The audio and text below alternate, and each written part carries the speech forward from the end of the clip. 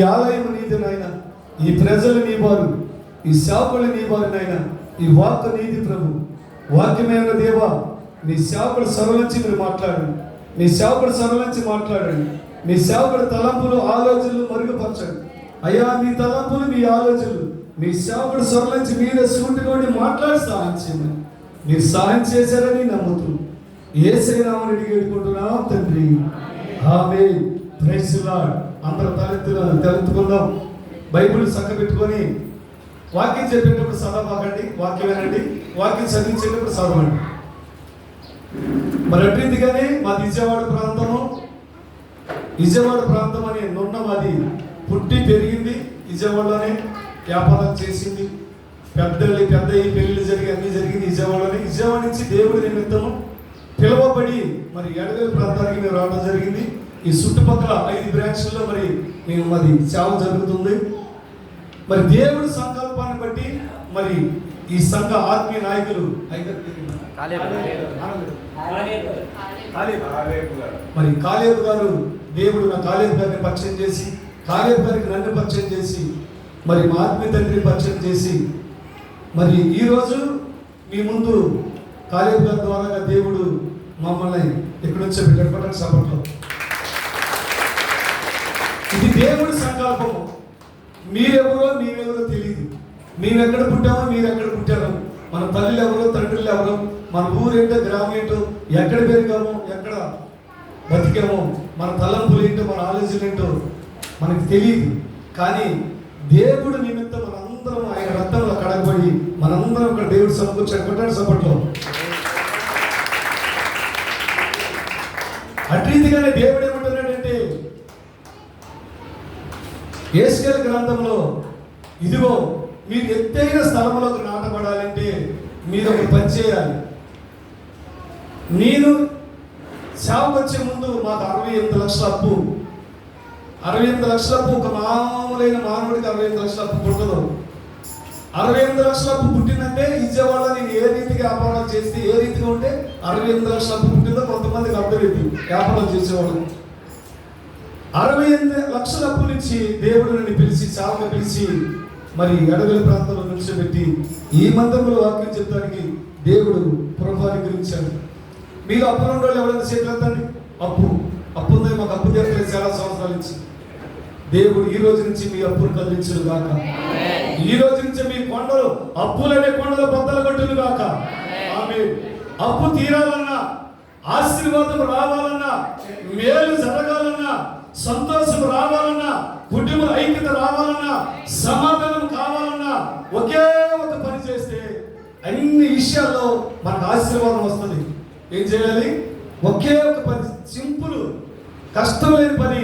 ఒక్క పనిగా మనం చేయగలిగితే సర్వ అప్పులు, ఒక్క దారిని వచ్చిన శత్రువులు 7 దారులు పారిపోయినట్లుగా ఒక్క దాటికి వచ్చిన అప్పులోళ్ళు 7 దారులుగా దేవుడు ఎడగొడతాడు. స్వటర్ సపట్లో చదువుకుందాం.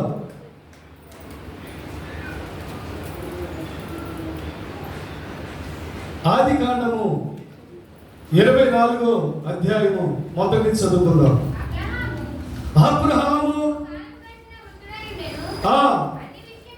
అబ్రహాము అన్ని విషయములలో యెహోవా అబ్రహామును ఆశీర్వదించిన చాలు.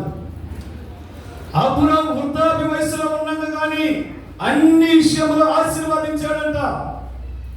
అబ్రహామును అన్ని విషయాల్లో దీవించాడంట. అబ్రహామును అన్ని విషయాల్లో అభివృద్ధి పరిచి అబ్రహాముని విస్తారమైన ధనము, గొర్రెలు, ఒంటెలు, మేకలు, గాడిదలు అన్నిటికీ ధనవంతుడిగా చేశాడంట. అంటే అబ్రహాము ఏం చేస్తే చేస్తున్నాడు? అబ్రహాము ఏం చేశాడండి? తన మాటకు లోబడి తనతో స్నేహం చేశాడు. అబ్రహాము దేవుడి మాటకు లోబడి దేవుడు చెప్పిన మార్గానికి వెళ్ళమన్నప్పుడు అబ్రహాము మాట తొయ్యగా దేవుడి మార్గంలో అబ్రహాము నడిచాడు. నడిచిన అబ్రహాము ఖాళీ ఉండలేదు కానీ ఆయన బలిపీఠాలు కట్టుకుంటూ వచ్చాడు. ఆయన బలిపీఠాలు వెళ్ళిన స్థలంలో ఒక బలిపీఠ కట్టి ఒక గొర్రెలో ఒక దొన్నను దాన్ని బలిస్తూ దేవుడు సంతోష పెట్టుకుంటా దేవుడితో సహవాసం చేస్తూ వచ్చున్నాడు. కాబట్టి అబ్రహాము అన్ని విషయాలు ఆశీర్వదించబడ్డాడు. అబ్రాహాము అన్ని విషయాలు ఆశీర్వదించబడ్డాడంటే అని లోతు కూడా అబ్రాహాముతో సహవాసం చేశాడు. చూడండి, ఒక దేవుడితో సహవాసం చేసిన వారితో మనం కూడా సహవాసం చేస్తే మనకు కూడా ఆశీర్వాదాలు వస్తాయి. ఎందుకంటే ఆశీర్వదించబడిన వాళ్ళు ఉంటే మనం కూడా సహవాసం చేస్తే మనకు కూడా ఆశీర్వాదం వస్తుంది. ఇప్పుడు బిల్డింగ్ ఉన్న నేల ఉంది, ఈ నేల మీరు ఉన్నారు, మీతో పడి మీకు కూడా వస్తే నేల ఉంటుంది, అవునా? అట్లాగే ఆశీర్వదించబడ్డ కూడా మనం సహవాసం చేస్తే మనకు కూడా ఆశీర్వాదం వస్తుంది. అబ్రాహాము ఆశీర్వదించబడ్డాడు, అన్ని విషయాల్లో అబ్రాహాము ఆశీర్వదించబడ్డాడు. అబ్రాహాముతో పాటికి సహవాసం చేసిన లోతు కూడా ఆశీర్వదించబడ్డాడు. ఎందుకంటే లోతుని పిలవలేదు, లోతుని నమ్మలేదు, లోతుని ఆశీర్వదిస్తానని లేదు, లోతుని దీవిస్తానని లేదు. లోతు ఎందుకంటే ఒక ఆశీర్వదించబడిన ఒక వ్యక్తి సహవాసం అయినా ఆ సహవాసం చేశాడు కాబట్టి ఎవరికి లోతు కూడా ఆశీర్వాదం వచ్చేసింది. ఇప్పుడు ఈ సంఘంలో కూడా ఈ సంఘ సేవకుడు ఆశీర్వదించబడ్డాడు కాబట్టి, సేవకుడిగా నియమించబడ్డాడు కాబట్టి ఈయనతో సహవాసం చేసి ఈ సంఘంలో ఉండే మీరందరూ కూడా ఆశీర్వదించబడును గాక, దీవించబడును గాక. అందుకే దేవుడు ఏమంటారంటే ఆశీర్వదించబడినతో సహవాసం చేయాలి. వాళ్ళతో సహవాసం చేస్తే నీకు మేలు కలిగింది, నీకు దీవెన కలిగింది, నీకు నిమ్మత కలిగింది, నీకు సమాధానం కలిగింది అని దేవుడి లేఖనాల ప్రకారంగా సెలవిస్తున్నాడు. ఎవరితో సహవాసం చేయాలి? 1 కొరింథీ పత్రిక 1వ అధ్యాయము 9వ వాక్యం చదువుకుందాం. మన ప్రభు అయిన యేసుక్రీస్తు అను తన కుమారుని సహవాసమునకు మిమ్మల్ని పిలిచిన దేవుడు. చాలు, చూడండి, ప్రభు అయిన యేసుక్రీస్తు స్నేహం కోసం నిన్ను పిలిచిన దేవుడు ఎవరు? నమ్మదగిన వాడంట. నమ్మదగిన నా యేసు రాజా, నమ్మినాను నీ శరణములే.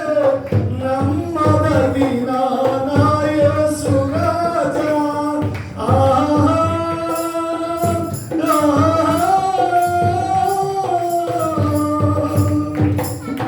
నిన్ను పోలిన దేవుడు లేడు, నీకు సాటి ఎవరులైనా.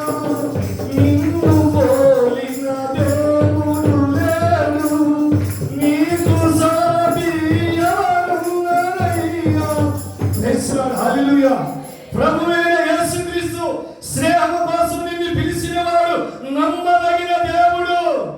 నమ్మదగిన దేవుడు నిన్ను పిలిచాడు, నమ్మదగిన దేవుడు నిన్ను రమ్మంటున్నాడు, నమ్మదగిన దేవుడు ఆయనతో సహవాసం చేయాలని నిన్ను పిలుస్తున్నాడు. ఆయనే నా ప్రభు అయిన నజరేయుడైన యేసు. పట్టణంలో ప్రభు సహవాసం కోసం నిన్ను పిలిచిన వాడు నమ్మదగిన వాడు. ఆయన నిన్ను మోసగించే దేవుడు కాదు, నిన్ను విడిచిపెట్టే దేవుడు కాదు, నిన్ను విడునాడే దేవుడు కాదు, నిన్ను అవమానపరిచే దేవుడు కాదు. అబ్రాహామును కూడా పిలిచాడు. అబ్రాహాము, ఇదిగో నేను చూపించిన ఆ ప్రదేశానికి నీవు రా, నీ గ్రామం నుండి నిన్ను ఆశీర్వదించను, నీవున్న స్థలం నుండి నిన్ను ఆశీర్వదించను, నీవున్న మార్గం నుండి నిన్ను ఆశీర్వదించను, నీవు చెప్పిన మార్గానికి, నీవు చూపించిన దేశానికి, నీవు నడవన్న చోటికి నీవు నడిస్తే నిన్ను బహుగా ఆశీర్వదిస్తాను. నాతో సహవాసం చేయి, నీకు మేలు కలిగింది. నాతో సహవాసం చేయి, నీకు నిమ్మత కలిగింది. నాతో సహవాసం చేయి, నీకు సమాధానం కలిగింది. చాలా మంది కుటుంబాల్లో సమాధానం లేదు, చాలా మంది కుటుంబాల్లో మేలు లేదు, చాలా మంది కుటుంబాల్లో ఆశీర్వాదం లేదు, చాలా మందికి ఆరోగ్యం లేవు.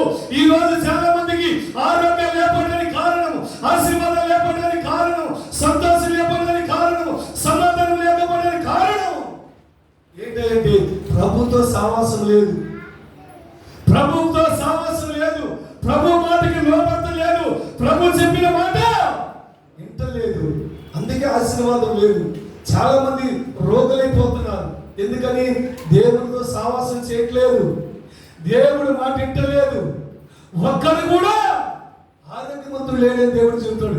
యెషయా గ్రంథము 1వ అధ్యాయము, యెషయా గ్రంథము 1వ అధ్యాయము 3 చదువుకుందాం. ఆ ఆ ఇశ్రాయేలు ప్రజలకు తెలివి లేదా? పాపిష్టి జనమా, మోసగతమైన జనులారా, దుష్ట సంతానమా, చెరుపు చేయ పిల్లలారా, మీకు శ్రమ.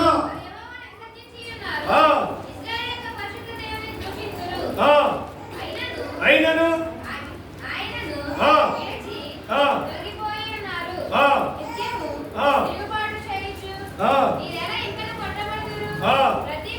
ప్రతివాడు ఎక్కడి నుంచి ఉన్నారమ్మా? ప్రతివాడు నడినెత్తి నుంచి వ్యాధి కలిగి ఉన్నాడంట. ప్రతివాడి గుండి బలహీన అయిపోయినాడు. చాలు. ప్రతివాడికి తల నుంచి పాదాల వరకు రోగం అంట. ప్రతివాడి గుండి బలహీనంట. ఎందుకు బలహీన వచ్చింది? ఎందుకు వ్యాధి వచ్చింది? ఎందుకు రోగం వచ్చిందంటే ప్రతివాడు దేవుడు మాట వింటలేదు. దుష్ట సమాజంతో చేస్తున్నారు. పాపుల మార్గంలో నడుస్తున్నారు. అపవాసులు కూర్చున్న చోట కూర్చుంటున్నారు. దేవుడితో సావాసం చేయట్లేదు. అందుకే సెరుపు చేయ పిల్లలారా, మీకు శ్రమ. ఎవరికంటే శ్రమ? సెరుపు చేసేవాడికి శ్రమ అంట. ఏసైతే సావాసం చేసేవాడు కాదు. సావాసం చేసేవాడికి మేలు కలిగింది. సెరుపు చేసేవాడికి శ్రమ. దుష్ట సంతానమా, గాతి తన సొంతంతో ఎరుగుతుంది, ఎత్తు తన కామంతో ఎరుగుతుంది, గడ్డి తినే గాతి మాటింటుంది, గడ్డి తినే ఎత్తు మాటింటుంది.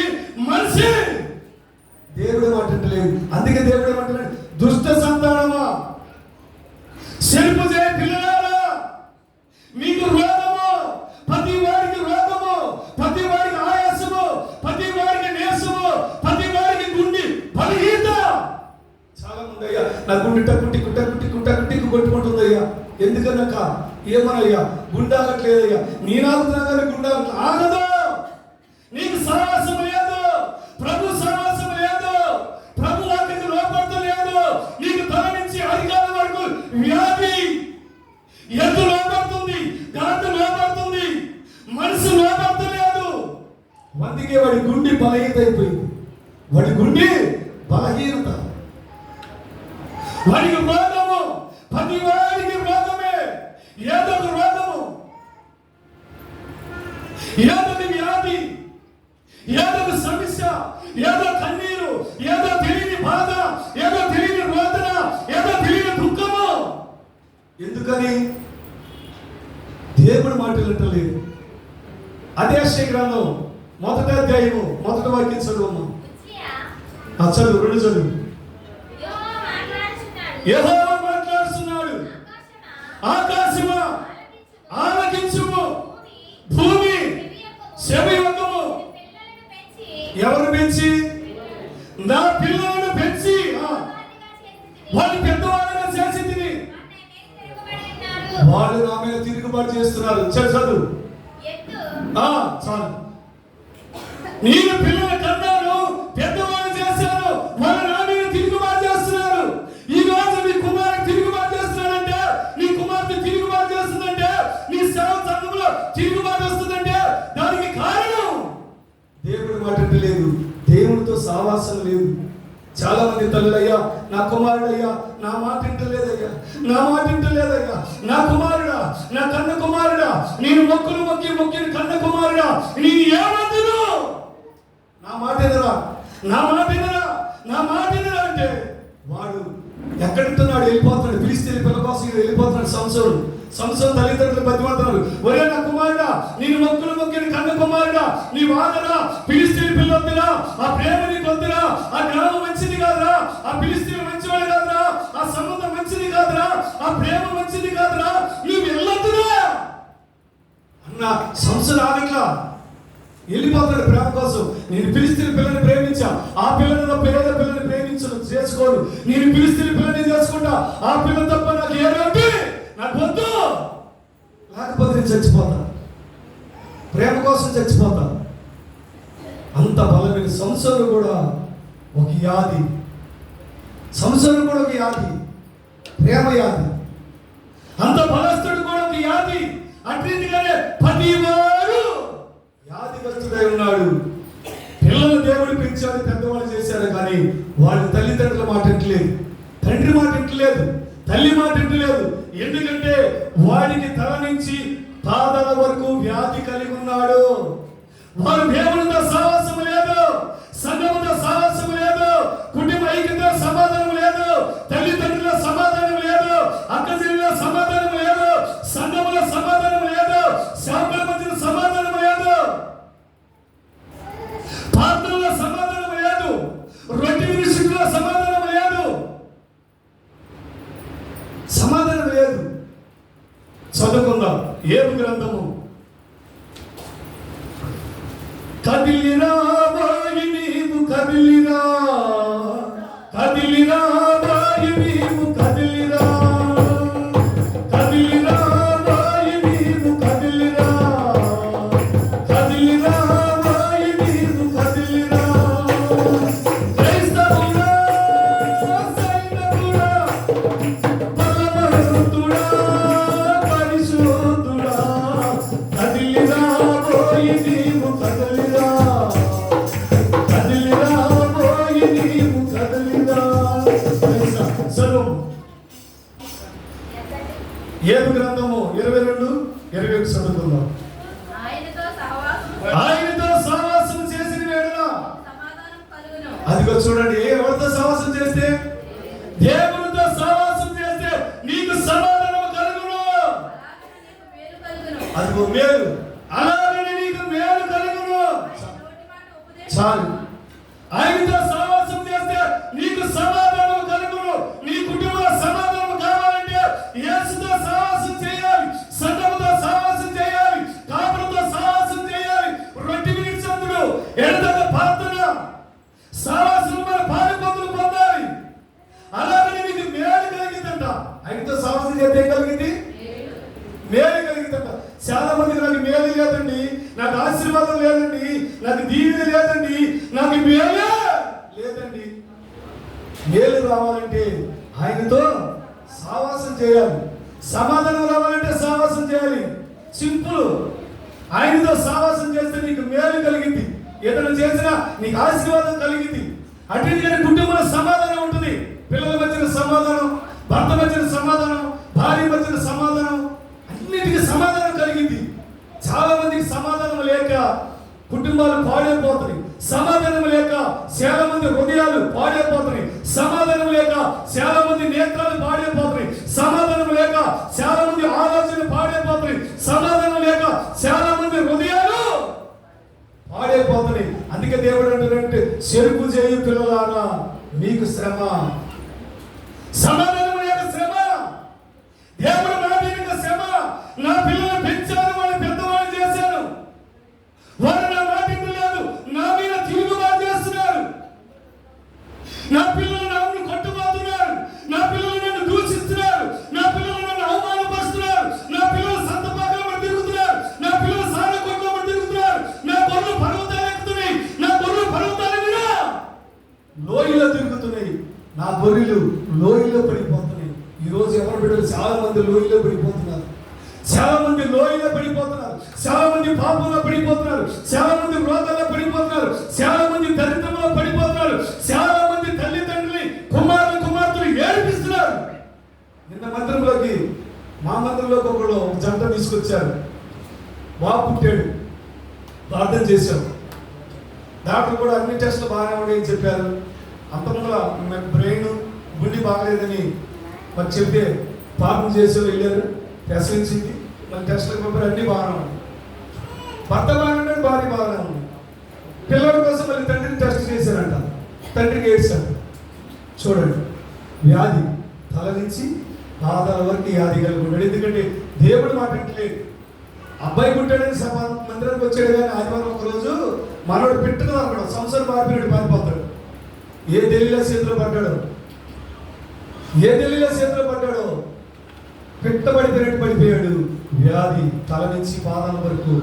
అత్తగారు ఫోన్ చేశాను సోమవారం, అయ్యా మా అల్లుడికి హెచ్ఐవి వచ్చిందంట. అయ్యా నిన్న మా ప్రార్థన చేసే పిల్లవాడిని తీసుకొచ్చారంటే, పిల్లోడికి ప్రార్థన చేస్తానికి వచ్చాడయ్యా, వీడు ఏం చేశాడో తెలీదు, హెచ్ఐవి పిల్లవాడి గురించి టెస్ట్ చేస్తే తండ్రికి హెచ్ఐవి వచ్చిందని చెప్పాడయ్యా, నేనేం చేయాలంటుంది వ్యాధి. ఎందుకంటే దేవునితో సావాసం చేయకపోతే చెరుపు చేయి పిల్లలారా మీకు శ్రమ.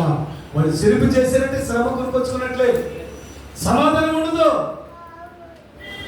చూడండి, అనవసరంగా చిన్న జీవితాన్ని చిన్న వయసులోనే లేత వయసులోనే పాడు చేసుకుంటున్నారు. ఈ రోజు అందుకని దేవుడు ఏమంటున్నాడంటే, మీరు యెహోవా యేసయ్యతో సహవాసం చేస్తే నీకు మేలు కలిగింది, నీకు సమాధానం కలిగింది, నీకు నిర్మత కలిగింది. అందుకని మనం ఎవరితో సహవాసం చేయాలి? దేవునితో సహవాసం చేయాలి. ఈ అబ్రాము ఎవరితో సహవాసం చేశాడు? దేవునితో సహవాసం చేశాడు, బలిపీఠాలు కట్టాడు. అబ్రాము దేవుడితో సహవాసం చేశాడు, అబ్రాముని లోతు వెంబడించాడు. లోతు ఆశీర్వదించబడ్డాడు, అబ్రాము ఆశీర్వదించబడ్డాడు. ఎంతవరకు ఆశీర్వదించబడ్డారంటే, ఆ గ్రామంలో, ఆ పొలాల పట్టణము, వాళ్ళు పట్టణంతో విస్తారమైన పశువులు ఆయన వాళ్ళకి కలిగింది అంట. ఆ గ్రామం పడతలేదంట, కొత్తగూడెగా, కొత్తగూడెం గ్రామం పడతలేదంట. పశువులు, గాడిదలు, గుర్రాలు, ఒంట్లు, మేకలు, దొంగలు, ఆ గ్రామం, ఆ పశు, ఆ పొలాలన్నీ పడతలేదంట. అబ్రాముకి లోతు వాళ్ళు పండించిన ఆస్తికి అప్పుడు వాళ్ళు ఎడబాటు అవుతుంది జరిగింది. ఎప్పుడైతే అబ్రామునే పాపల పనుని సావాసం విడిచిపెట్టారో, ఎప్పుడైతే అబ్రాము సావాసం లోతు విడిచిపెట్టారో, సొదొమ గొమొర్రా పట్టణం వైపు ఎప్పుడైతే చూశాడో, సొదొమ గొమొర్రా పట్టణం గవిని వద్ద ఎప్పుడైతే కూర్చున్నాడో, అప్పుడే స్టార్ట్ అయింది లోతుకి వెనక స్వభావం. అప్పుడే స్టార్ట్ అయింది. ఆశీర్వాదం వెనక తిరిగిపోయింది. ఆశీర్వాదం ఎవరిలో ఉంది? అబ్రాములో ఆశీర్వాదం ఉంది. అబ్రాముని వెంబడించిన లోతు కూడా ఆశీర్వాదం వచ్చింది. లోతు ఎప్పుడైతే అబ్రాముని విడిచిపెట్టాడో, లోతు ఎప్పుడైతే సావాసాన్ని విడిచిపెట్టాడో, లోతు ఎప్పుడైతే స్నేహాన్ని విడిచిపెట్టాడో, లోతు ఎప్పుడైతే తన సొంత నిర్ణయం మీదకి ఆయన ఆలోచించాడో, అప్పుడే లోతుకి పతనం మొదలైంది. ఈ రోజు కూడా సంఘమైన మనము ఎప్పుడైనా సరే సంఘ సావాసం విడిచిపెట్టామా, సేవకుల సావాసం విడిచిపెట్టామా, లోతు లేక మనము సొదొమ గొమొర్రా పట్టణం లాంటి అనేకమైన స్థలాల వైపు మన కన్ను పెట్టి చూసామా, స్టార్ట్ అయ్యింది. ఏంటి? యుద్ధము. ఇక యుద్ధం స్టార్ట్ అయింది. యుద్ధం స్టార్ట్ అయింది. అందుకే మీకు సమాధానం ఉండదు, మీకు సంతోషం ఉండదు, మీకు ఆనందం ఉండదు, మీకు ఉత్సాహం ఉండదు, మీరు పరిగెత్తాలని ఆశ ఉండదు. అందుకనే అబ్రాముతో లోతు సావాసం చేసినంత వరకు ఈ స్థారమైన ధనము, ధాన్యము, గొర్రెలు, మేకలు, బర్రెలు, దున్నలు, ఒంటెలు, ఈ స్థారమైన పొలం పట్టినంత దీవులు లోతుకి దేవుడు కుమ్మరించాడు. ఎప్పుడైతే అబ్రాము స్నేహాన్ని విడిచి ఆయన సొంత ఆలోచించాడో, ఎక్కడికి వెళ్తావురా, నీవెక్కడికి వెళ్తావురా, ఎక్కడికి వెళ్తావురా, నీవెక్కడికి వెళ్తావురా, ఎక్కడికి వెళ్తావురా, నీవెక్కడికి వెళ్తావురా, యేసున విడసి ప్రభువున మరచి, యేసున విడసి ప్రభువున మరచి, ఎక్కడికి వెళ్తావు ఏమైతావు, ఎక్కడికి వెళ్తావురా, ఎక్కడికి వెళ్తావురా,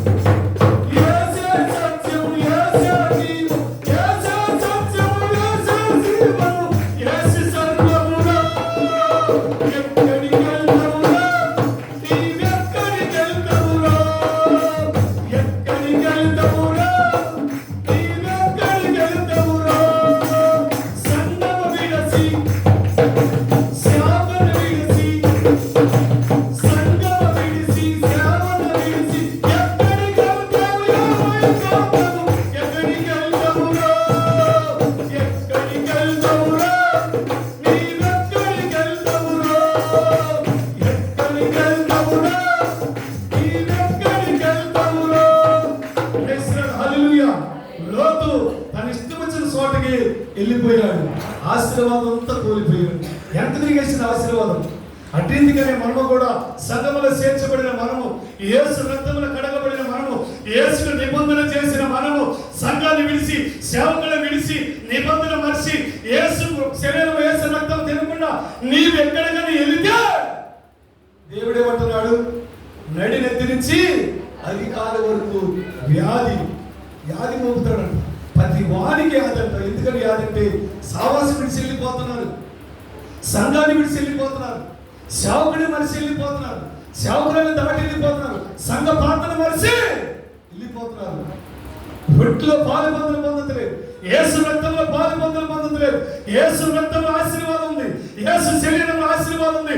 దేవుడు ఏమంటున్నాడంటే, ఇదిగో నా శరీరము తిని నా రక్తము తాగిన వారు నిత్య జీవానికి వారసుడు.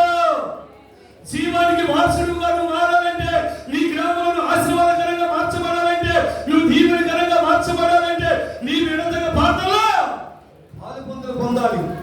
దేవుడు ఏమంటున్నాడు, ఒక రొట్టెని విరిసి ఆశీర్వాదిస్తాడంట. 20 నిన్ను విరిసి సంఘంలో చేర్చాడు, విరిసిన నిన్ను ఆశీర్వాదిస్తాడు. అవునా కదా? మత్తయి సువార్త 26 చదవండి. మళ్ళా ప్రశ్న కాదు, అట్లా అనుకోబాకండి. మత్తయి సువార్త 26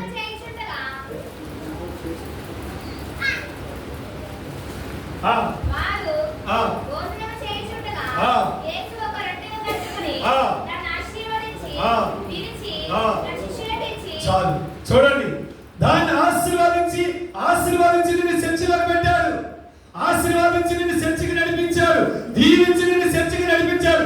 నడిపించి నిన్ను విరిసి అనేకులకు ఆహారంగా మార్చాడు. అంటే అనేకులకు ఆహారం పెట్టే తల్లిగా తండ్రిగా. అంటే దానికి అర్థం ఏంటంటే, అనేకులు దేవుడి వైపు తిప్పాలి. నిన్ను ఆశీర్వాదించి నిన్ను విరిచాడు. విరిచినప్పుడు నీవు అనేకులు రొట్లైన నీవు అనేకులకు ఆహారంగా మార్చబడినట్లుగా అనేకులు దేవుడి వైపు తిప్పాలి. ఎవరైతే అనేకులు నా వైపు తిప్పుతారో, ఎవరైతే అనేకులు సంఘం వైపు తిప్పుతారో, వాళ్ళు ఆకాశ నక్షత్ర జ్యోతుల వల్ల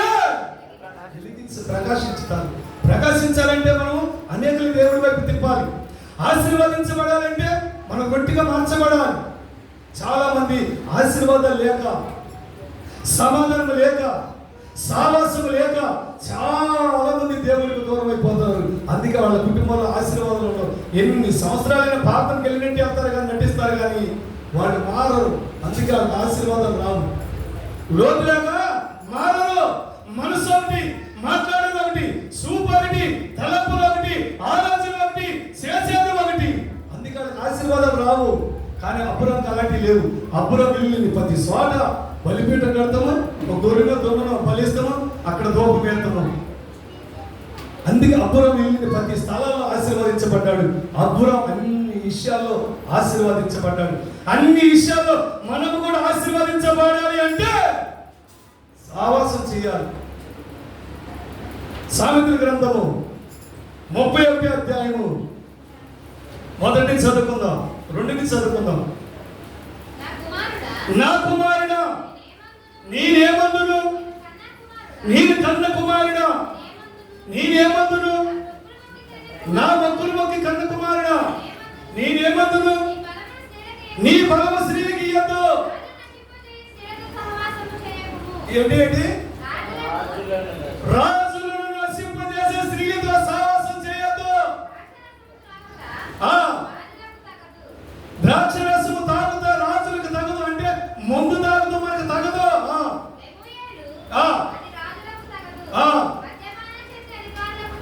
మద్యపాని అధికారులకు తగదంట. చూడండి, తాగితే కట్టడలు మరుతారంట. తాగినోడు కట్టడలు మరుతాడు.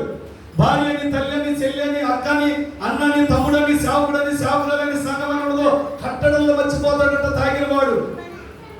తాగిన వాడి కట్టెలు మర్చిపోతాడంట. అధికారులు తాగకూడదు.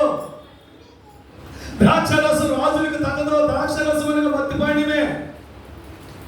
మన బలము స్త్రీలకి ఇవ్వద్దు. రాజులను సైతము నశింపజేశారంట స్త్రీలు. రాజులను కూడా పడగొట్టి ఆ లోయలో తోసి, ఆ లోయలో పడవేసి, వాళ్ళ రాజులు లాంటి వాళ్ళు కూడా తలనెత్తి నుంచి అధికారుల వరకు రోగాలు అంటించి రాజులు లాంటి వాళ్ళు తలకిందులు చేశారంట స్త్రీలు. అందుకే తల్లి అనుభవంతో చెబుతుంది, ఇదిగో నా కుమారుడా, నేను కన్న కుమారుడా, నేను మొక్కులు మొక్కి కన్న కుమారుడా, నేను ఏమందును? నీ బలము స్త్రీలకి ఇవ్వద్దు. రాజులకి ద్రాక్షరసం తగదు, అధికారులకి మద్యపానము తగదు. తాగిన వేడులో కట్టెలు మరుస్తారు. కట్టెలు మరిసి ఏమంటారో ఏం చేస్తారో తెలియదు. అందుకే తాగుడు ఎవరికి తగదు? అధికారులకి తగదు, రాజులకి తగదు, పరిపాలించే రాజుకి తాగుడు తగదు. కుటుంబమైన రాజు, కుటుంబానికి రాజు ఎవడో భర్తే. కుటుంబంలో ఉన్న భర్త తాగడానికో కట్టడలు మర్చిపోతాడు. వాడు రాజులకు పడిపోద్ది, వాడి పెద్దరికం పడిపోద్ది. వాడు ఏం మాట్లాడతాడో, ఏం చూస్తాడో, ఏం చేస్తాడో తెలియదు. ఒకప్పుడు నేను కూడా ఫుల్ తాగబోతుంది విజయవాడలో. ఒకప్పుడు నేను కూడా నెగురు బ్యాచ్ ఏమిటి రౌడిజం ఉండి మర్డర్ కేసుల్లోకి వెళ్ళి 3 మర్డర్ కేసులు అంటే సాక్ష్యం చెప్పే సమయం లేదు కాబట్టి 2 ముక్కలు చెప్పి 3 మర్డర్ కేసులు ఎదుర్కొని ధనం కోసం వెళ్ళే ట్రైన్లు వచ్చే ట్రైన్లు, ఆ ట్రైన్లు సిగ్నల్ కట్ చేసి వాటిని తీగలు తీసుకొని మార్కెట్లో అమ్మి తాగిన మొత్తులో అనేకమైన దొంగతనాలు, అనేకమైన మర్డర్ కేసుల్లో సపోర్టు ఉండి అనేకమైన జైలు చేసి రాజమండ్రి, విజయవాడ, నూజివేడు, ఏలూరు అన్ని జైల్లో మొక్కి వచ్చిన దేవుడు అన్ని చోట్ల నన్ను నలగొట్టి ఈరోజు మీ ముందు నిలబెట్టాడు. కొట్టండి సపోర్ట్లో. వినలేదు, తల్లి చెప్పింది వినలేదు, భార్య చెప్తుంది వినలేదు, తండ్రి చెప్తున్నాడు వినలేదు.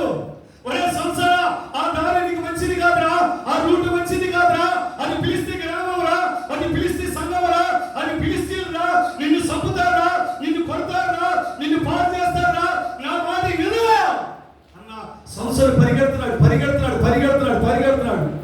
పరిగెత్తి చివరికి గుండు పట్టించుకునే దాకా సంసారం బుద్ధిరా గుండె అయిపోయింది.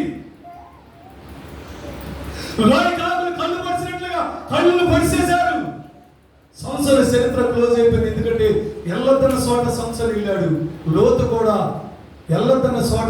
కూడా స్నేహాన్ని విడిచిపెట్టి సొదరకుమర పట్టు వెళ్ళి నాశనం అయిపోయాడు. లోతు తాగుబోతు అయిపోయాడు. లోతు పిల్లలు ఎపిసార్లు అయిపోయారు. లోతు చరిత్ర ఎక్కడ కనపడదు. ఇక్కడ పిల్లలు మోయేవీలు, అమోరీలు పిల్లలు పాపం నుంచి పెరిగారు కాబట్టి అదంతా ఒక చరిత్ర. అటుగానే విజయవాడ ప్రాంతంలో ఇళ్ళు అమ్మేసుకొని, పొలాలమ్మి, బంగారం అమ్మి, తాగి భార్య పిల్లలు ఇడిచిపెట్టేసి ఒక్కనే మరి ఆగివిడి ప్రాంతంలో ట్రైన్కి వెళ్ళినప్పుడు ఒక గుడ్డమ్మ ఆ ట్రైన్లో పాట పాడుతున్నారు. ఇది 94లో. యేసయ్యా యేసయ్యా నీ నామగానం పలికించు నా జీవితాంతం. యేసయ్యా యేసయ్యా నీ నామగానం పలికించు నా జీవితాంతం. యవన సాగరనుడి కాపాడే, యవన సాగరనుడి కాపాడే. యేసయ్యా యేసయ్యా నీ నామగానం పలికించు నా జీవితాంతం. Praise lord. విజయవాడ ప్రాంతంలో మరి కోడిగుడ్లు, కోడి వ్యాపారం. ఆ రోజుల్లో కోళ్ళ ఫారాలు గుడ్లు పెట్టేసి కట్టికి వచ్చిన కోళ్ళు ఎత్తితే 10,000 కోళ్ళు ఎత్తితే 20,000 రూపాయలు వచ్చి, 5,000 కోళ్ళు ఎత్తితే 10,000 రూపాయలు వచ్చి. నొంగ సెంటర్లో రాంబాబు అని అడగండి. నొంగ ఎప్పుడు దిగి బిచ్చారు నా అబ్బాయి రాంబాబు అంటే కోడి వ్యాపారం చేసేటట్టు చెప్తారు. మగ మనిషికి 30 రూపాయలు, 26 రూపాయలు కూలి రోజుల్లోనే నాకు వారానికి 10,000, 15,000, 9,000, 8,000 లాభం వచ్చింది. నాకు అప్పుడు 18 సంవత్సరాల వయసు. చిన్న వయసులోనే నా దెబ్బకు తట్టుకోలేక మా అమ్మోళ్ళు చిన్న వయసులోకి పెళ్లి చేశారు. అక్కడి నుంచి పేకాట్లు, కోడి పందాలు, తాగుళ్ళు, రవిడిజం, గొడవలు, పోట్లాట్లు, జైలుకి వెళ్తాము. ఇక ఒక్కటి కాదు నన్ను వెంటబట్టి. అయితే మటలు చేసే నెగురు బ్యాచ్లో ఒడ్రోల ఆంజనేయులు అని మటలు చేసే ఆయనతో నేను సావాసం. ఆయన ఎక్కడికి వెళ్తే నేను అక్కడికి వెళ్ళేవాడిని. నేనంతే మటల్లోకి ఎప్పుడు వెళ్ళేవో ఏ మటలు చేయలేదు. కానీ ఆయన తోడు ఉన్నాను కాబట్టి కొన్ని మట కేసులు అందరిని పెట్టారు. ఆయనతో సావాసం చేస్తే ప్రతి ఓళ్ళు నన్ను చూసి పోయిపోడు. మరి ఆ రామారావు గారితో మనకి ఎందుకు కదా, ఆడితో మనకి ఎందుకాడు, మట చేసేవాళ్ళు అక్కడ సావాసం చేస్తారు, ఆడితో మనకి ఎందుకు కానీ ప్రతి ఓళ్ళు నేనంటే భయపడేవాడు. ప్రతి ఓళ్ళు అట్లా భయపడేవాడు. అట్లా ఆడితో సావాసం చేసి పేపట్లు ఆడి, కోడి పందాలు ఆడి, తాగి ఆస్తి అంతా అయిపోయి ఒంటరిగా భార్య పిల్లలు విడిచిపెట్టి ట్రైనింగ్కి వెళ్ళిపోతుంటే కలిలేనమ్మా ఈ పాట పాడాలి. ఇదే ఫస్ట్ సారి నా మైండ్లో పాట పాడతాం. ఎందుకంటే మాకు దేవుడి గురించి తెలియదు. నాకే కాదు, అసలు మా వర్గంలో దేవుడు చెప్పించి కాదు. అంటే కులమెత్తుతున్నాను అనుకోబాకండి.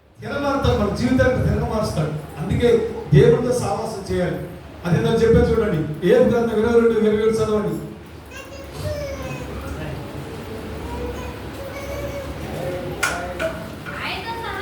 ఆయనతో సహవాసం చేస్తే నీకు సమాధానం కలుగును, అలాగున నీకు మేలు కలిగిన. ఆయనతో సహవాసం చేస్తే నీకు సమాధానం కలిగింది, నీకు మేలు కలిగింది. అంతకుముందు సమాధానం లేక మేలు లేక సొంత అక్కే నా ముందు ముఖం మీద దంసపు పోసి ఎప్పుడు నా అప్పు తీరుతావని దుమ్మెత్తి పోసిన ముఖం మీద దంసపు పోసిన సొంత అక్కే నాకన్నా పెద్ద ఆవిడ ఇంటికి పోదాకి బతికారు. సొంత చెల్లి చిన్నప్పుడే నిశ్చితార్థం కొట్టుకున్న పిల్లెత్తానంటే పెళ్లి టైంకి వచ్చే సొంత చెల్లి నువ్వు 68 లక్షలు అప్పు ఉంటావు, నీ అప్పులు ఎప్పుడు తింటావు, మా పిల్లలు ఎప్పుడు పెంచుతారు. సొంత చెల్లి మాకు పెళ్ళి. ఈ చుట్టుపక్కల 68 లక్షల అప్పులు దావీదుని తవ్వినట్టుగా బొర్రాలు వేసుకొని తవ్వినట్టుగా అప్పులు తవ్విరారు. చెరుకుపల్లి వెళ్తే చెరుకుపల్లి, గుంటూరు వెళ్తే గుంటూరు, మొన్న వెళ్తే మొన్న, నూజివేడు వెళ్తే నూజివేడు, ఎడవేలు వస్తే ఎడవేలు, ఎక్కడికి వచ్చినా అప్పులను తవ్వుతున్నాయి. కానీ దేవుడితో సహవాసం చేశాము, ఎక్కడ అప్పులు అక్కడ ఆకాశం నుంచి పూరేడు కురిపించినట్లుగా దేవుడు ధనమా కురిపించాడు. పట్టణ సభలో దొంగతనానికి వెళ్ళిన ధనం కోసం దొంగతనం చేయాల, మర్డర్ కేసు మర్డర్ చేసాం, దాని గురించి వెళ్ళలేదు. అనేక మంది ప్రజలకు అప్పు తీసుకున్నాం, కానీ అప్పు తీసుకునే పని లేదు. ఆయనే స్వయంగా దాచిపెట్టిన దానిని కొట్టండి సభలో. ఎందుకంటే ఆయనతో సహవాసం చేస్తే మేలు కలిగింది. అందుకే అబ్రాము దేవుడితో సహవాసం చేశాడు. అబ్రాము విస్తారమైన ధననిధికి ఆస్తికర్తగా మార్చాడు. అన్ని విషయంలో అబ్రాము ఆశీర్వదించబడ్డాడు. అబ్రాము ఆశీర్వదించబడడానికి కారణం ఏంటంటే సహవాసము, సంఘ సహవాసము, సేవకుల సహవాసము, దేవుడితో ఐక్యత, ప్రార్థన, కుటుంబ ప్రార్థన. మన బిడ్డలు మనం కట్టుకోవాలి. పట్టణాన్ని పట్టుకున్నాడు కన్నా వాడి కుటుంబాన్ని పట్టుకున్నాడు గొప్పవాడు. ఈ రోజుకి నా 3 పిల్లలు సినిమాలు మొక్కలు చూశారు. ఈ రోజుకి సినిమా పాటలు విన్నారు. నేను చెబుతే కదా, మా సంఘాసులు వచ్చారు, బీరవాళ్ళు దోచారు కదా, దోచారు నుంచి వచ్చారు. ముద్దుగుడు, ఎడవెల్లి,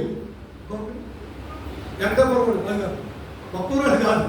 ఇంక వచ్చేవాళ్ళు ఎందుకంటే కరుపల్లి, మొగసరపల్లి వెళ్ళారు. సాయంత్రం అంతా ఫుల్గా అడగండి చెప్తారు వాళ్ళు. ఎందుకంటే మన పిల్లల్ని చాలా గ్రిప్లో పెట్టుకోవాలి. ఈ లోకం మంచిది కాదు, లోక సహవాసం మంచిది కాదు. ఈ లోక సహవాసం కూడా ఉరికినోడు ప్రతి ఓడి పడిపోతామే. సంసోను ఉరికాడు పడిపోయాడు, లోతు ఉరికాడు పడిపోయాడు, ఇస్కరియోతు ఉరికాడు పడిపోయాడు, సమర్శ్రీ ఉరికింది పడిపోయాడు. ఉరికిన వాడి ప్రతివాడు పడిపోవాల్సింది. తల నుంచి అరికాల వరకు రోగిష్లై ఉన్నారు. లోకమంతా రోగంతో నిండుంది, లోకమంతా పాపంతో నిండుంది, లోకమంతా అనేకమైన తాగుడి అసలతో నిండి ఉంది. అందుకే మనము జాగ్రత్త కలిగి మెలుగుగా కలిగి ప్రార్థన చేయాలి.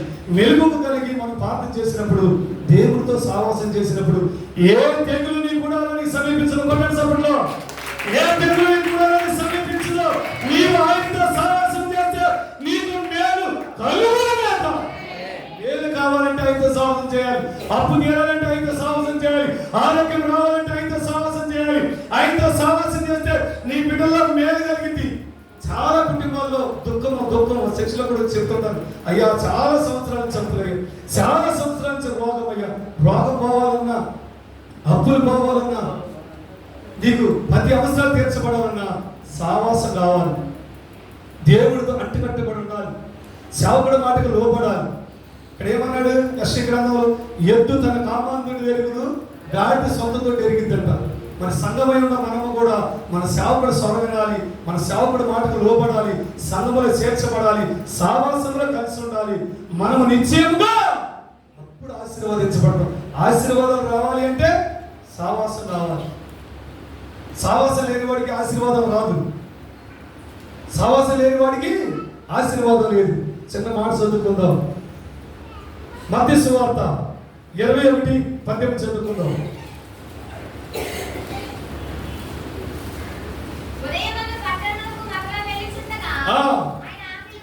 ఆయన ఆకలిగొనునా,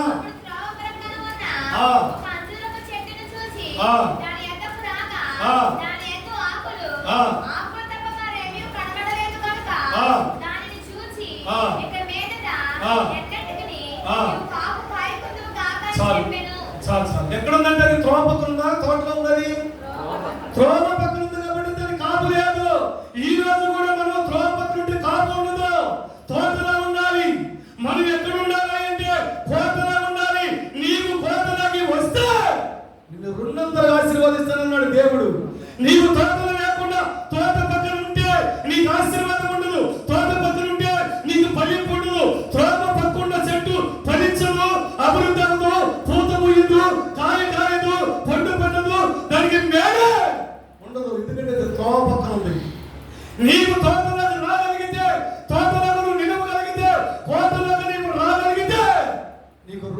మేలు, రెండంతల మేలు.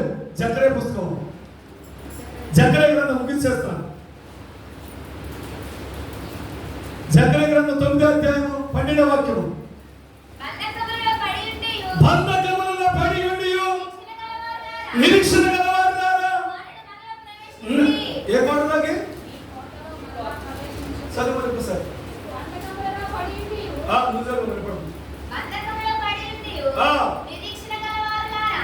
బంధకములలో పడి ఉండి నిరీక్షణ కలిగిన వారులారా. ఏ కోటలో? మీ కోటలో మళ్ళా ప్రవేశించుడి. ఎన్నంతలుగా? రెండంతలుగా మీకు మేలు చేసేదను. నీ మళ్ళీ చదవదే వినపడాలి. రెండంతలుగా, ఒకటి కాదు, రెండంతలుగా మీకు మేలు కలిగింది. మీ కోటలోకి మళ్ళీ మీరు ప్రవేశిస్తే, ఈ మందిరం అనే కోటలోకి మీరు రాగలిగితే, మందిరం అనే స్థలంలోకి మీరు రాగలిగితే, ఈ కోటలోకి మీరు ప్రవేశించగలిగితే ఎంత? ఒకటి కాదు, తమ్ముడు అండి, రెండేనండి, రెండు చెప్పండి. మన అన్నగారు చూపించినట్టు ఒకటే రెండు, రెండంతలుగా మీకు మేలు కలిగింది. రెండంతల మేలు మీకు రావాలంటే, రెండంతల దీవెన రావాలంటే, రెండంతల ఆశీర్వాదం రావాలంటే మరలా మీ కోటలోకి ప్రవేశించండి. మీకు రెండంతల మేలు చేస్తానంటాడు. ఒకటి కాదంట, రెండు. ఎందుకంటే నీవు ఒక్కంతతో మందిరానికి వస్తావు, నీకు డబ్బులు ఇస్తాడు. ఒక్కంత కూడా లేకుండా చీరగా ఉంటావు, నిన్ను రెండంతలుగా ఆశీర్వాదిస్తాడు, రెండంతలుగా దీవిస్తాడు. ఎక్కడికి వస్తే? కోటలోకి వస్తే, రెండంతలుగా దీవిస్తాడు.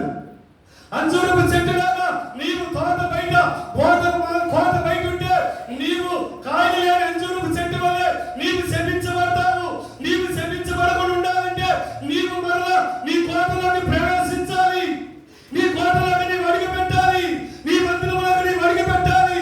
నీ స్థలంలోకి నీవు అడుగు పెట్టగలిగితే నిన్ను రెండంతలుగా మేలు చేస్తానన్నాడు దేవుడు. కొట్టండి సపోర్టు. ఇప్పుడే ఈ స్థలమే, ఇక్కడి నుంచే నీకు రెండంతలు మేలు కలుగునుగాక. రెండంతలు మేలు చేస్తానన్నాడు దేవుడు. ఎక్కడికి వస్తే? కోటలోకి వస్తే. కోట బయట ఉంటేవాడు, తోట బయట ఉంటేవాడు, తోట బయట ఉంటే నీకు ఫలింపు ఉండదు, తోట బయట ఉంటే నీకు ఆశీర్వాదం ఉండదు, తోట బయట ఉంటే నీకు కాయలు ఉండవు, నీకు పోత ఉండదు. నువ్వు ఎక్కడో మనిషివే కాదు. నువ్వు ఎలాంటి వాడివైనా, నువ్వు పట్టి వాడివైనా, నల్లవాడివైనా, ఐటి వాడివైనా, వైట్ ఉన్న వాడివైనా, నీ గుడ్డి వాడివైనా, కుంటి వాడివైనా, ఎవరివైనా సరే, నీవు కోటలోకి రాగలిగితే నీకు రెండంతల మేలుతో నిన్ను ఆశీర్వదిస్తాడన్న దేవుడు. ఈ రోజు మధ్యాహ్నకాల సమయంలో నిన్ను ఆశీర్వదిస్తానన్న దేవుడు, నిన్ను దీవిస్తానన్న దేవుడు, నిన్ను కనపరుస్తానన్న దేవుడు, నీకు రెండంతల మేలు చేస్తానన్న దేవుడు. ఆ నజరేయుడైన యేసు ఇదే స్థలంలో ఉన్నాడు. కొట్టండి సపోర్టులో. ఇదే స్థలంలో నీతో మాట్లాడుతున్నాడు. ఇదే స్థలంలో సేవ నుంచి మాట్లాడుతున్నాడు. నీవు సంఘంలో సాహసం ఉంటే, సేవలతో సాహసం ఉంటే, తోటలో నాటబడితే, కోటలోకి రాగలిగితే రెండంతల దీవులు అంట. రెండంతల దీవులు కూడా మరి ఎంత చూడండి. యేసుకేలు గ్రంథము 17వ అధ్యాయం 22వ వాక్యం చదువుకుందాం.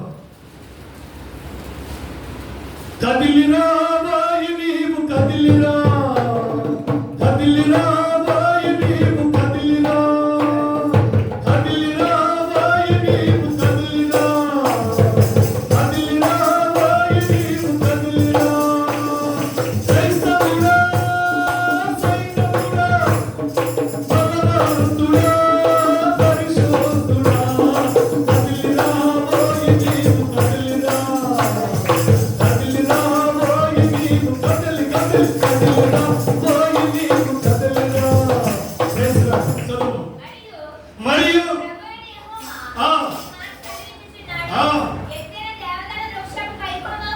చూడండి, అయిపో ముగించేస్తున్నా.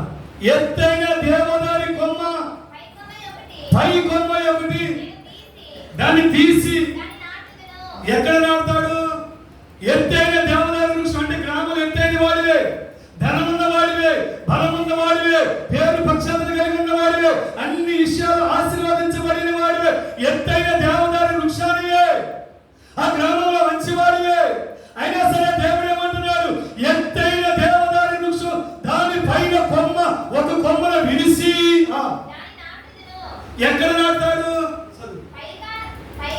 పైగానున్న దానిని లేతదాన్ని, తన శాఖల పైన లేతదాన్ని తుంచి అత్యున్నతమైన పర్వతం మీద దాన్ని నాటుదును.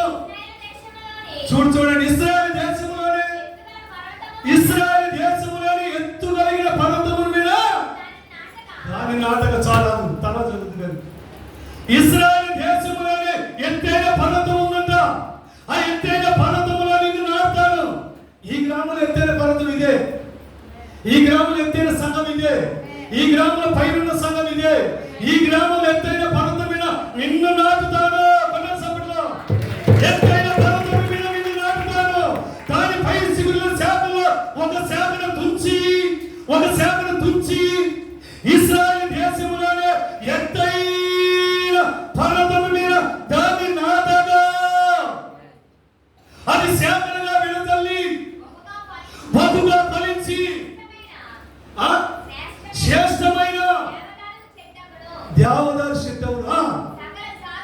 సకల జాతుల పక్షులు దానిలో గూళ్ళు కట్టుకొని దాని కొమ్మల నీడలో దాకులు. చూడండి, మీరు ఎత్తైన పర్వతం మీద మీరు వచ్చారు. ఇది ఎత్తైన పర్వతము. మెట్లెక్కలేమంటే ఎత్తైపోయిందని అంటే కాదు. ఎత్తైన పర్వతం మీద రావాలి. ఎత్తైన పర్వతం మీద మీరు నాటబడాలి. ఎత్తైన పర్వతం మీద మీరు నాటబడితే ఇశ్రాయేలు దేశంలో ఎత్తైన పర్వతం అలాగే కొత్తగూడి గ్రామంలో ఎత్తైన పర్వతం ఏంటి సంఘంలో నీవు నాటబడితే నీకు రెండంతల మేలు. ఎన్ని? రెండంతల మేలు, రెండంతల దీవెన, రెండంతల ఆశీర్వాదం. ఎత్తైన పర్వతం మీద నిన్ను నాటగా శాఖలుగా ఇటు వెళ్ళింట, ఇటు శాఖలు వెళ్ళింట, ఇటు వెళ్ళింట. ఉత్తర పక్క ఆశీర్వాదం, దక్షిణ పక్క ఆశీర్వాదం, పన్నెండు పక్క ఆశీర్వాదం, తూర్పు పక్క ఆశీర్వాదం, చుట్టూ ఆశీర్వాదాలు కమ్ముకొని బహుగా ఫలించు దేవదారు వృక్షం అయిపోయిందంట. కొట్ట సభలో బహుగా ఫలించే దేవదారు వృక్షం అయిపోయింది. దాని పోత పోస్తుంది, కాయ కాస్తుంది, పిందులు పడుతుంది, పళ్ళు పడుతుంది. ఇక ప్రజలు చూస్తున్నారు, అయ్యో ఎత్తైన దేవదారు వృక్షం ఇదిగో మన గ్రామంలో, మన ఇశ్రాయేలు ప్రజల గ్రామంలోనే ఎత్తైన పర్వతం అదిగో. ఆ పర్వతం నాటబడిన ఆ తరువాత ఆ దేవదారు వృక్షమే అనేకమైన పళ్ళు, అనేకమైన ఫలాలు, అనేకమైన విస్తారమైన పంట దాని దగ్గర ఉందని అనేకమైన సకల జాతుల పక్షులు వచ్చి గూళ్ళు కట్టుకునేట. కొట్టాడు సపట్లో సకల జాతుల పక్షులు వచ్చి గూళ్ళు కట్టుకునేట. ఇప్పుడు మనందరం ఒకే జాతి కలిగిన వాళ్ళమా? మనుషులమే. ఎవరి వర్గం వాళ్ళకి ఉందిగా. సకల వర్గాలన్నీ ఇక్కడికి వచ్చినాయి లేవా? అందరూ అంటే అందరూ మన కులంతో పని లేదు. అందరూ ఒకే కులమో వేసుకోలేమో అదే మన పెద్దలు పెట్టిన దాన్ని బట్టి నాదో దారి నీదో కులం అనుకుంటారు కదా. సకల జాతి కులాలన్నీ ఇక్కడికి వచ్చినాయి లేవా? సకల జాతి కులాలన్నీ ఎత్తైన పర్వతం మీద దేవదారు వృక్షంలో గూళ్ళు కట్టుకున్నట్లుగా మనం వచ్చావా లేదా? మనం ఈ తోటలో ఈ చెట్టుకి మనం గూళ్ళు కట్టుకొని నివసిస్తే అంత నిత్యం ఆశీర్వాదం. కొట్టండి సపోర్ట్లో నిత్యం పళ్ళే, నిత్యం ఫలాలే, నిత్యం దీనిలే, నిత్యం సావాసమే. అందుకే దేవుడు ఏమంటాడంటే ఆయనతో సావాసం చేస్తే నీకు మేలు కలుగును, నీకు నెమ్మది కలుగును, నీకు సమాధానం కలుగును, నీకు సంతోషము కలుగును. అందుకనే నీవు కోటలోకి మళ్ళీ ప్రవేశిస్తే నీకు రెండంతల దీవెన, రెండంతల ఆశీర్వాదం, రెండంతలుగా నిన్ను నింపుతానని దేవుడు సెలవిస్తున్నాడు. మత్తయి సువార్తలో తెలియపరిచినట్లుగా తోట బయట నీవుంటే నీకు ఆశీర్వాదం రావు చెల్లి. నీకు మోడు తప్ప, ఆ కాకులు తప్ప నీకు ఫలాలు ఉండవు. నీ తోటలో పిండి ఉండదు, నీ తోటలో ఆశీర్వాదం ఉండదు, నీ తోటలో పండు ఉండదు. నీ చెట్టు ఫలించదు. నీ చెట్టు ఫలించాలన్నా, నీ కుటుంబం ఫలించాలన్నా, నీ కుమారులు ఫలించాలన్నా, నీ కుమార్తెలు ఫలించాలన్నా నీవు కోటలోకి రాగలిగితే రెండంతల మేలు చేస్తానంట దేవుడు. కొట్టాడు చప్పట్లో. రెండంతల దీవులు ఈ మధ్యాహ్న సమయంలో రెండంతల మేలు, రెండంతల ఆశీర్వాదాలు ఈ సంఘానికి సేవకుడికి కలుగుగాక. నిత్యమైన దీవెనలు దీవించబడుగాక, ఆశీర్వదించబడుగాక, భరించబడుగాక. ఈ సంఘం తూర్పు వైపు విస్తరింపబడుగాక, పన్నెండు వైపు విస్తరింపబడుగాక, దక్షిణ వైపు విస్తరింపబడుగాక, ఉత్తర వైపు విస్తరింపబడుగాక. యేసు నామములో పిలిచి ఆశీర్వదించబడుగాక. అతి నిండుగా సేవకుడు, ఈ సంఘ సేవకులు నిత్యము ఫలించబడుగాక. అది ఎవరితో సావాసం చేయాలి? ఎవరితో? ఇది అబ్రాహాముతో సహవాసం చేయాలి. అబ్రాహాముతో సహవాసం చేస్తాడు. అబ్రాహాము దేవుడితో సహవాసం చేస్తున్నాడు. అబ్రాహాము దేవుడితో సహవాసం చేసినప్పుడు అబ్రాహాముతో నువ్వు సహవాసం చేస్తే ఏమైంది? ఆశీర్వాదం. సకల ఆశీర్వాదాలు నీ ఒడిలోకి వస్తాయి. సకల ఆశీర్వాదాలు నీ తోటలోకి వస్తాయి. సకల ఆశీర్వాదాలు నీ ఇంట్లోకి వస్తాయి. సకల ఆశీర్వాదాలు నీ శరీరంలోకి వస్తాయి. సకలమైన దీవెనలు నీ మీద కుమ్మరించబడతాయి. అందుకే అబ్రాహాముని లోతు వెంబడించి ఆశీర్వాదించబడినట్లుగా మనము మరి అబ్రాహాము లాంటి సేవకుడి సంఘాన్ని వెంబడించి మనం సావాసం చేస్తే మనకి రుణంతలో ఆశీర్వాదం. కళ్ళు మూసుకున్న పాపం చేసుకుని కళ్ళు మూసుకున్నాం.